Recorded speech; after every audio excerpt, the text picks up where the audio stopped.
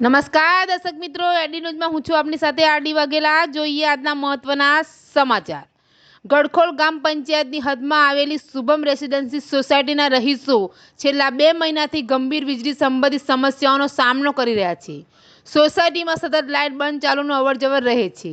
Main પાવરનું વીજ wire વારંવાર તૂટી જાય છે। આ તારીખે નવા વાયર નાખ્યા છતાં પણ 10 થી 15 મિનિટની અંદર ફરીથી વાયર બળી ગયો। વારંવાર નિષ્ફળ હોવાથી તમારા વિભાગ તરફથી યોગ્ય દુરસ્તી કે નિરીક્ષણ કરવામાં આવ્યું નથી। આવી સ્થિતિને કારણે મોટી દુર્ઘટના થવાની પૂરી શક્યતા છે, જેની સંપૂર્ણ જવાબદારી તમારી કંપની પર રહેશે। વીજ લાઇન બળી જવાથી રહેણાંક લોકોના જીવને જોખમ છે, તેમજ આગ જેવી ગંભીર ઘટના થવાની પણ શક્યતા છે। એડી ન્યૂઝ સાથે reporter Jayesh Prajapati, Ankleshwar. Shubham regency, Rajpipla road, Gadhkhol में अंकलेश्वर। शैलेंद्र प्रभा सिंह सोसाइटी के पूर्व चेयरमैन बोल रहा हूँ। यहाँ 2 महीने से लाइट का प्रॉब्लम चल रहा है। कभी भी लाइट वायर टूट के गिर जाता है, कभी लाइट फॉल्ट हो जाता है, 24 घंटा अप डाउन होता है।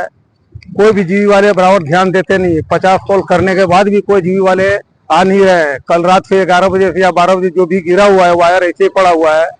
आज हम लोग जीबी में गए तो 11 बजे आके जोड़ गए, आधे घंटे के बाद फिर फॉल्ट है। अभी लाइट चालू है, कोई मर गया कुछ होगा, जवाबदारी जीवी वाले का होगा।